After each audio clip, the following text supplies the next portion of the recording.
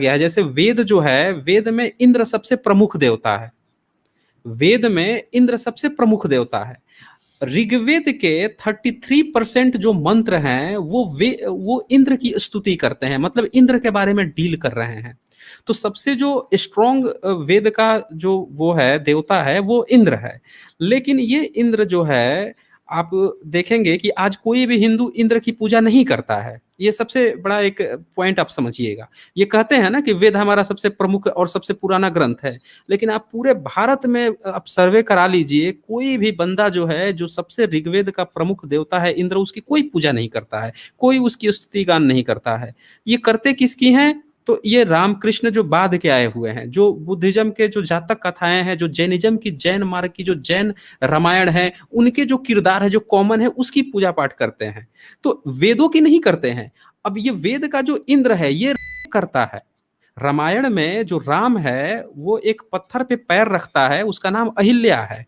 उस अहिल्या का उसको श्राप मिला हुआ है अहिल्या को, कि भाई इंद्र ने उसका कर दिया था। गौतम ऋषि थे, उनसे कहा था कि भाई जो चंद्रमा है, जो मून होता है, मून जो आप नाइट में देखते हैं मून, वो मून और जो इंद्र है, इन दोनों में डील होती है। इंद्र क्या कर रहा है कि उसकी नजर है उस ऋषि की पत्नी पे जो अहिल्या है, और वो रोज गौतम ऋषि सुबह में जाते थे वॉकिंग करने के लिए, नहाने के लिए जाते थे गंगा नदी में।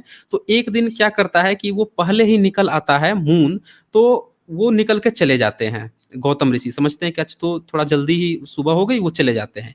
अब इसका फायदा उठाकर ये आता है इंद्र, और अहिल्या का करता है गौतम ऋषि बन के।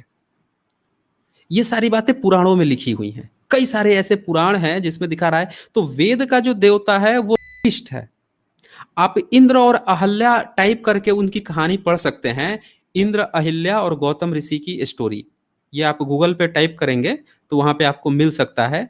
तो देखिए, जो वेद का सबसे प्रमुख देवता है वो खुद ही इष्ट है। तो ये इनका कल्चरल हिस्सा है। ये जो लोग हैं, जो आप सोच रहे थे कि भाई ये तो एक्सप्लॉयटेशन हो रहा है, इनकी धार्मिक किताबें इस तरह की बातें कर रही हैं। मैं आपको कभी समय मिलेगा तो एक स्पेशल एपिसोड करना इस पे चाहूंगा, मैं कर दिखाना इंदिरा चाहूंगा। के ऊपर। हाँ इंदिरा की कहानी मैंने सुनी थी, जी। उसका जवाब उन्होंने ये दिया था बहुत सारे लोगों ने कि इंदिरा को इसीलिए कहीं पे पूजा नहीं जाता, इंदिरा के टेम्पल्स नहीं है। तो फिर ऋग्वेद का क्या मतलब है? फिर भारत में ऋग्वेद का कल्चर कहाँ है? जब उसका मेन देवता ही आप नहीं पूजा पाठ कर रहे हो, डिस्कार्ड कर दे, तो फिर वेद का मतलब वो क्या है कहते फिर? हैं उस वो ये कहते हैं कि दैट के जो कि ऑब्वियसली एक बड़ा absurd क्लेम है, जो क्रिश्चियंस भी क्लेम करते हैं कि भाई इस कहानी का मकसद क्या है, जीसस की कहानी का, कि जीसस ने अपने आप को सैक्रिफाइस कर दिया हम आपके और मेरे सिन के लिए। वो कहते हैं there is a story behind it, the power of sacrifice, कि सैक्रिफाइस का मकसद क्या। तो भाई आप जो कह रहे हैं कि आपकी बुक्स में ये जो कहानियां लिखी हुई हैं, ये बोंगियां लिखी हुई हैं, what moral does it have? I can understand, मैं slow and steady wins the race, कछुए और खरगोश की कहानी जो है, okay I get the moral, लेकिन कोई इसको अब जाकर उसको मंदिर नहीं बना रहा, कोई उसको अपनी उससे प्रार्थना नहीं कर रहा।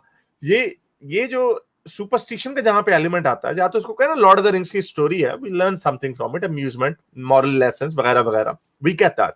लेकिन ये जो इनकी कहानियां हैं, इन कहानियों को एक और ऐसे प्रेजेंट करना कि महाभारत हुई होगी, ये इमेजिनेशन इनकी खत्म नहीं होती। This imagination is always warped with reality.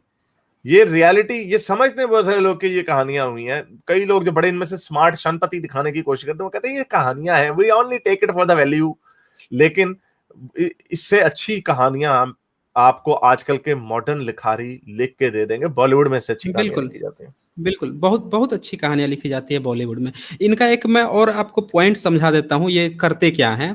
पहले ये एक बुक लिखते हैं, फिर उस बुक के कुछ किरदारों को उठाकर फिर दूसरी बुक लिखते हैं, फिर उसमें के कुछ किरदार को उठाकर तीसरी बुक लिखते हैं। अब जो तीसरी बुक है उसकी आप वैलिडिटी पूछेंगे कि भाई इसका आपका प्रमाणिक प्रमाण क्या है, तो कहेंगे इसका प्रमाण इसका पहले वाला बुक है। उसमें पूछिएगा कि भाई इसकी वैलिडिटी क्या है, तो कहेंगे इसका प्रूफ ना इसके पहले वाली बुक है। तो ये क्या करते हैं, जैसे हॉलीवुड फिल्मों में आपने देखा होगा, जो बहुत सारी सीरीज आती है, पहले एक सीरीज आ जाती है एक्समैन का ही आप ले लीजिए। एक्समैन के कुछ किरदार हैं, फिर उसमें से कुछ किरदार को उठा के उसके अगले पार्ट पर फोकस किया जाता है, फिर उनमें से कुछ किरदार को उठाकर उसके अगले पार्ट में फोकस किया जाता है। बस ये यही किए हुए हैं। और सबूत इनके पास कुछ नहीं, आर्कियोलॉजिकल एविडेंस है ही नहीं, क्योंकि वो कभी ग्राउंड पे था ही नहीं। ये सिर्फ इनकी जो काल्पनिकता थी, जो कागज पे भोजपत्रों पे इन्होंने छापी, वही भर है इनकी।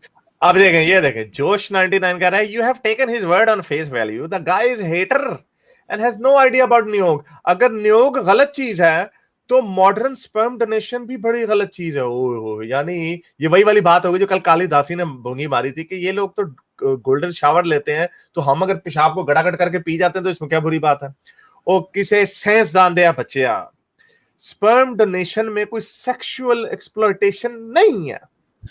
सेक्सुअल एक्सप्लॉयटेशन जो है उसमें क्यों लोग सेक्सुअल एक्सप्लॉयट करते हैं? ये तो फिर वो बात हुई कि अगर आपने किसी से बच्चा पैदा करना, स्पर्म डोनेशन को आपने रेप के साथ मिला दिया, क्योंकि वो भी, उसमें भी, रेप में भी बच्चा पैदा हो सकता है, स्पर्म डोनेशन में भी बच्चा पैदा, ये बात नहीं, इसमें सेक्सुअल एक्सप्लॉयटेशन की बात हो रही है कि बुद्धिमान, इसमें सेक्सुअल एक्सप्लॉयटेशन की ये बात है कि आपने एक औरत को लिटा दी, फिर हलाला भी ठीक है भाई, वो उस पे जा रही है कि लोग उसकी रीजनिंग पे जाना ना, वो इसलिए हलाला ताकि लोग डिवोर्स को कैजुअली मत लें। ये तुम लोग इतने डफर लोग हो बिकॉज यू गाइज इतने डॉगमेटिक हो कि चूंकि नियोग, नियोग को डिफेंड कर रहे हो आप, यानी जो गैंग बैंग हो रहे हैं, जो औरत को एक्सप्लॉइट किया जा रहा है, आप उसको डिफेंड कर रहे हो। ये आपके डॉगमा की लिमिटेशन है। आपको शर्म आनी चाहिए कि आप लोग इस तरह की हरकतें, बातें करते हो और फिर आके हमें लेक्चर देते हो कि क्या है इसमें। ये कॉमन सेंस की बात है, forget about कि कौन क्या कह रहा है। But anyway, these guys are just इसी तरह की बोंगियां मारते रहेंगे, तो we'll keep enjoying it. आप सर मुझे एक मैसेज खाली आपको कन्वे करना था। वो बेचारे हमारे कुछ सनातनी भाई आपके पीछे पड़े थे, तो बस मैंने सोचा कि एक फकीर देके जरा थोड़ा सा उनको अपडेट कर दें ताकि आप टेंशन ना लें। अब आपका भी थोड़ा सा रीडिंग स्टार्ट कर दिए। नहीं, वो लोग टेंशन ना लें, उनकी रीडिंग स्टार्ट कर दिए। आई नो आप हमारे पास साइंस जर्नी का पूरा इंसाइक्लोपीडिया आ गया है। साइंस जर्नी इस तरह की नियोग की एक जो सेक्सुअल एक्सप्लॉयटेशन जो है ना, इसको भी जरूर लाएगा, क्योंकि हमने इस्लाम की इस चीज को हिट किया है, हलाले को, और ये जो सेक्स स्लेवरी है, औरतों की मल्टीपल शादियां हैं, लौंडियां हैं, ये सारी चीजें जो है ये लोगों को हिट करती हैं, क्योंकि जो आजकल की मोरालिटी है वो इस मोरालिटी से कंपैटिबल नहीं है जिस मोरालिटी में ये धर्म बनाए गए थे। तो ये नियोग का मुझे बड़ी हैरत हुई, I had never heard of this. ये नियोग कुछ भी नहीं है हारिस जी, ये नियोग कुछ भी नहीं है। इससे भी इतनी गंदी गंदी बुरी बुरी प्रथाएं हैं। पूरा मैं एविडेंस के साथ आपको दिखाऊंगा। घोड़े से सेक्स करने की बातें दिखाई गई हैं। जी हाँ, घोड़े से साथ रात गुजारनी है औरत को, और उसके लिंग को हाथ में पकड़कर अपने लिंग में, अपने इसमें वोम में डालना है। हाँ, ये पूरी इसकी पूरी डिटेल्स, पूरे डिटेल्स में ये सारी चीजें लिखी हुई हैं, और इसको कहा जाता है अश्वमेध यज्ञ। और इसकी पूरी डिटेल्स क्या क्या कहाँ पे ये श्लोक है, ये सारी चीजें मैं एक प्रेजेंटेशन में लेकर आऊंगा जब भी आपका नेक्स्ट ये होगा। आप अगली दफा फिर लाइएगा इसको हमने मुख्तसर रखना है, क्योंकि हमने इसके छोटे छोटे टुकड़े डाल के लगाने हैं, क्योंकि ये जो करते हैं इनको, इनकी सारी जो ये जो हमें बताते हैं कि इनकी किताबों में बड़ी अच्छी बातें लिखी हुई है, बड़ा लेक्चर मारने के लिए बड़ा कहते हैं हमारी तो इतनी है किताबें कि इनको पढ़ेंगे तो 10 पीढ़ियां गुजर जाएंगी, तो ये चवलें लिखी हुई हैं बीच में जो इसीलिए इनकी इन बोंगियों की वजह से लोगों को पता नहीं, क्योंकि इन्होंने इतनी बोंगियां मारी हुई हैं, लोग किस किस बोंगी को उठाए।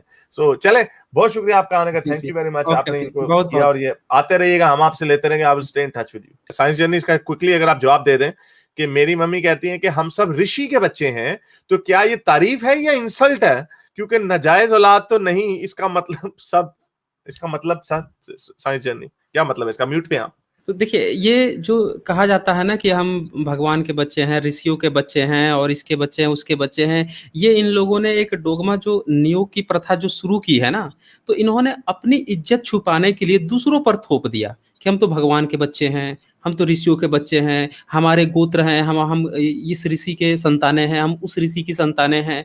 तो ये जो चीजें क्रिएट की है ना, इससे लोगों के मन में बैठ गया। अब एक बात और आप जान लीजिए कि भारत में जो ऋषियों की संतान है वो कौन कौन लोग हैं? 4 वर्ण होते हैं, क्षत्रिय, ब्राह्मण, वैश्य और शूद्र।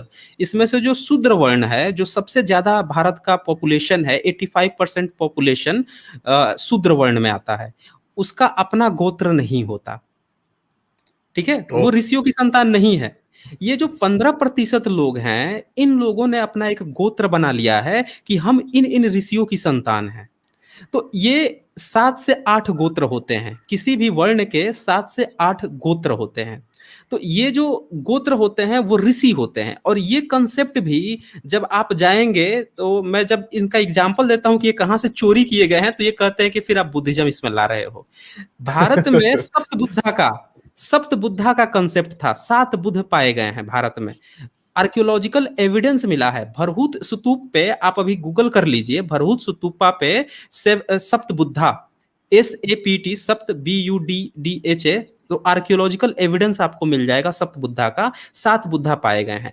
ये 7 बुद्धों पर इन्होंने सप्त ऋषि बना लिए हैं, 7 ऋषि, और यही इनके गोत्र होते हैं। इन्हीं ऋषियों की ये अपने को औलाद बताते हैं। इनका आर्कियोलॉजिकल एविडेंस नहीं मिलता है, ये बनाए गए हैं, और ये पाए भी नहीं गए हैं 7th सेंचुरी से पहले। तो इन्होंने लोगों में ये चीज फैला दिया ना कि हम इस ऋषि की संतान है, हम उस ऋषि की संतान है, तो इसीलिए पब्लिक ये सोच लेती है कि हाँ भाई हम उस ऋषि की संतान है, उसकी संतान है।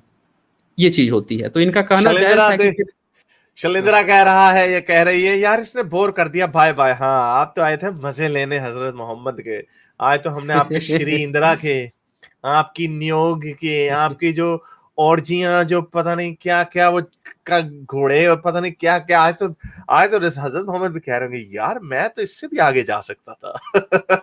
ये लोग तो इससे भी आगे जा चुके हुए हैं। मेरे इस नेक काम को जारी रखने के लिए मुझे पेपैल या पेट्रियन पे जरूर सपोर्ट कीजिए, ताकि मैं अपना पैगाम ज्यादा से ज्यादा लोगों तक पहुंचा सकूं।